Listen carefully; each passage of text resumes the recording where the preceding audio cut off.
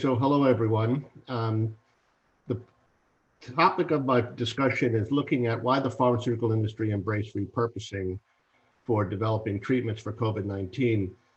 In my experience looking at repurposing drugs, I've found that there are some pharma companies and some venture capital firms that really don't have much of an interest in repurposing. And I think after this experience, in terms of the ability to rapidly move a drug to the market and to patients, it might hopefully change their perception. I want to begin by talking to you about the FDA's 505(b)(2) pathway.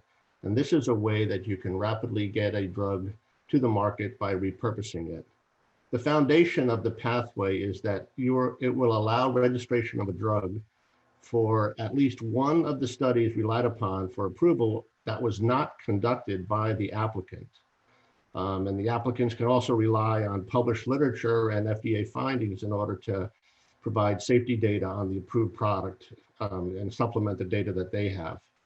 Those two things combined, what you find is that it will require fewer studies to get to an approval, and also a significantly shorter timeline and reduce costs as well. In order to comply with the 505(b)(2) approval process, the drug developer has to identify either a unique route of administration or a disease indication that's different for the repurposed drug versus the primary route or indication for the owner of the NDA. This is a schematic that gives you a really stark comparison between traditional drug development and the multiplicity of steps that are required in order to achieve an FDA approval. And on the right-hand side, when you look at drug repurposing, one of the great opportunities here is that you can advance directly to a phase 2 clinical trial to determine whether your drug is effective in the new indication or the new formulation, moving on then quickly to the phase 3 and the approval. So it's conceivable that within a 3 to 5 year period, you could go from a drug with a repurposed focus to a market and an approval and ability to sell the product. So given this opportunity, you can see from the year 2003 to 2017, a significant growth in 505(b)(2) NDA approvals. Basically, it's tripling from about 20 to 60 in that time period. Now, again, as I mentioned about time and cost, here is one of the stark realities of traditional drug development, that the cost of developing a brand new drug doubles approximately every 9 years. So over time, you're seeing that it's costing more and more to go through a traditional pathway. And some of the innovative pharma companies are taking a much harder look at the 505(b)(2) pathway and opportunities to repurpose. Craig Wegner was the head of AstraZeneca's Emerging Innovations Unit, and this is a quote from an article that he was in that said, a lot of the cost and risk of drug development has already been surpassed, which is a huge benefit. Again, underscoring the fact that you can jump directly to a phase 2 clinical trial. The relative risks are reduced because you have a known safety profile, and the cost of development obviously is less since you don't have to go through all of the preclinical and early safety work that's involving like a phase 1 study. When you take a closer look at the types of submissions for 505(b)(2), you see that approximately half of these submissions are a new formulation, about a quarter are new dosage forms, and then beyond that, you see new combinations and general categories of other approaches. 505(b)(2)s or repurposing is not specific to a given therapeutic area. And here you see that if you look at the approvals going across different therapeutic areas, I mean, it could be beneficial for things like pulmonary, cardiovascular, oncology, allergy, hematology, neurology, even dermatology. So there's multiple opportunities to repurpose drugs. And some of the repurposing has been very successful.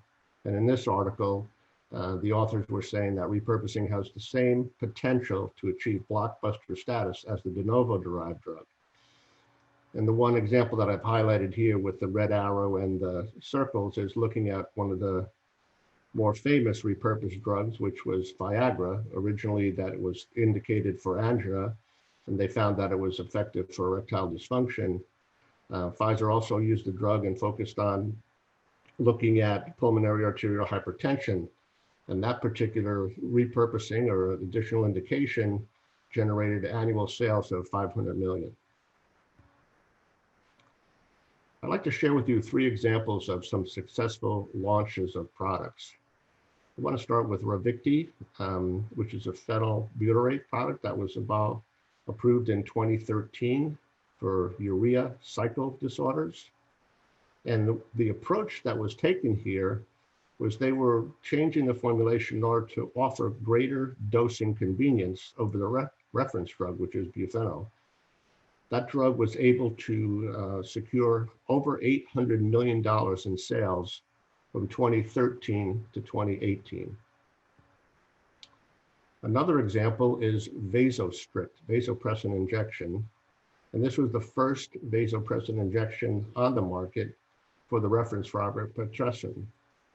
Vasopressin was able to achieve over $1 billion in sales by the end of 2018.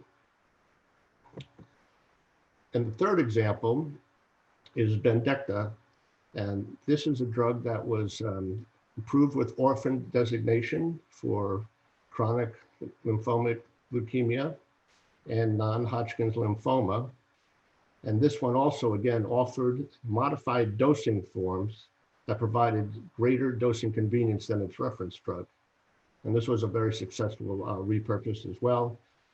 This product went on to achieve close to $2 billion in sales from the period of 2016 to 2018. In order to be successful with a 505(b)(2) repurposed drug, pharmaceutical executive recently had an article talking about 3 key success factors for repurposing. Like any product in the market, whether it's a traditional drug with new chemical entity or repurposed, a lot of it has to do with strong clinical data and also careful planning with respect to repurposing to meet the FDA requirements and how you would design the clinical trials. If you've taken that time to carefully strategize how you will conduct the trials and get agreement with the FDA, you'll notice in the red font on the bottom of the slide, the average time to filing and to approval, from filing to approval for a 505(b)(2) drug range from just 6 months for those under priority review to 10 months for those under standard review. So you can see that this is also another advantage in terms of time, that a repurposed drug, a 505(b)(2) product, would range from 6 to 10 months from the filing of the NDA to the approval. Another important point is how will you differentiate yourself for market exclusivity. There are 2 opportunities for market exclusivity with a 505(b)(2) product.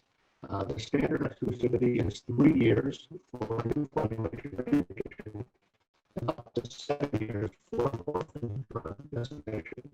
So many people that are involved with repurposing are focusing on the orphan designation such that they would have 7 years of exclusivity.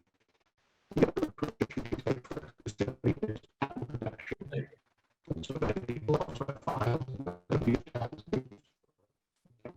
And John, I think your audio, John, is fading in and out. Maybe, I think you may be having an internet lag at the moment. Yeah. How about now? Can you hear me? Loud and clear. Amazing. Okay. Sorry about that, everyone, and thanks for the heads up, Sam.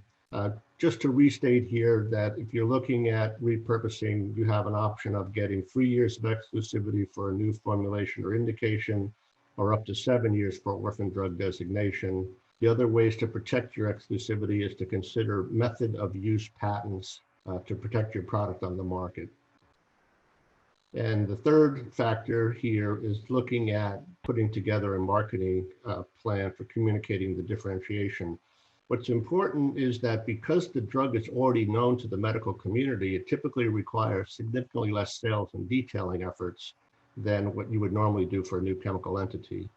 And with the proper planning and strategy, you will be able to have significantly strong sales in the market and also provide for a significant return on investment. The regulatory authorities are very much in favor of repurposing. Back in December of 2019, when we were able to have conferences face-to-face, the FDA, the NIH, and the Reagan-Udall Foundation put on a 2-day conference focused on repurposing off-patent drugs and discussed the research and regulatory challenges. This was a 2-day event that had over 200 people in attendance. The first day was mostly presentations, and the second day was breakout workshop sessions. And I had the opportunity to attend the program, and it was very informative, and certainly the FDA is very supportive of it. NIH in particular is also supportive. I'd like to pause here for a moment and just get a sense of the audience. That we have 3 questions. One of them is, are you or have you ever repurposed a drug? And so if you'll just, Sam, I'll let you take it from here. So the question on the screen, ladies and gentlemen, is, are you or have you ever repurposed the drugs? There's 2 options, yes or no, and I'll give everybody 5 seconds to enter their input. 3, 2, 1. Okay. Do you want me to share the results, John, as well? Yes, please. Here.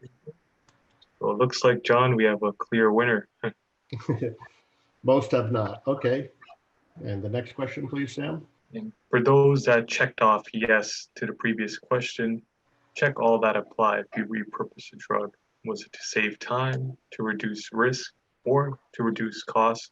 You can choose as many answers as you want. Multiple choice. Another 5 more seconds. 3, 2, 1. Okay. Pretty even this time. Okay, thanks, Sam. And we have one final question.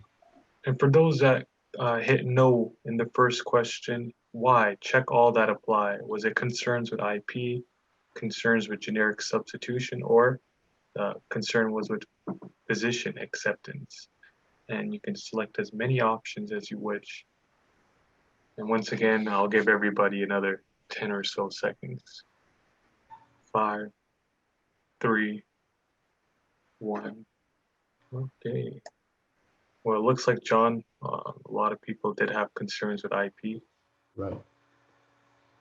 Okay, Sam, thank you very much for that. I want to move now to COVID-19. Certainly has changed all of our lives. It also has had a significant impact on repurposing. Now, I believe that the primary reason for the increased focus on repurposing for COVID-19 was that we were involved in several reviews of RFPs in order to try to see if we can find a treatment for COVID-19. And all of the grant submissions from the federal government, they all included a statement similar to this, that the entities are encouraged to provide innovative products and technologies that in the short term, meaning 1 to 6 months, can be rapidly deployed to combat the current pandemic. Long-term solutions, 6 months and beyond, are not requested at this time. So you can imagine there's no way that any company could follow the traditional drug development pathway.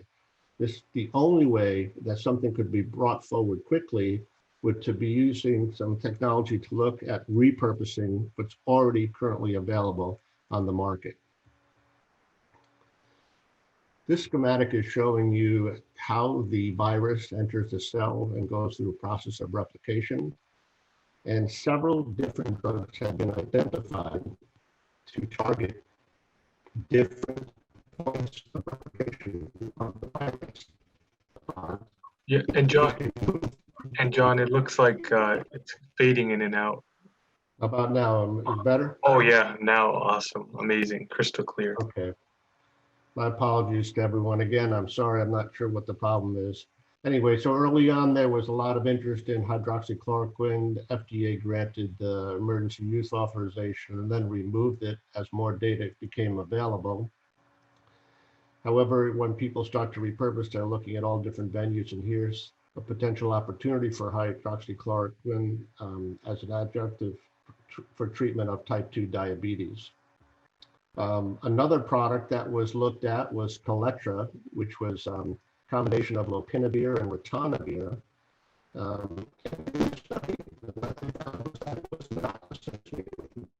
Mortality, duration of stay, or risk of progressing to mechanical ventilation or death.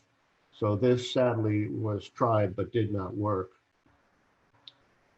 And then most recently, Eli Lilly, their antibody drug failed in COVID-19 study.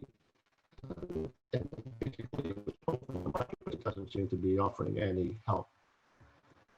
However, there is some good news in repurposing, and remdesivir becomes the first COVID-19 treatment to receive FDA approval. This is even in the light of information from the World Health Organization that concluded remdesivir appeared to have little or no effect on hospitalized COVID-19 patients, looking at mortality or initiation of ventilation or duration of stay.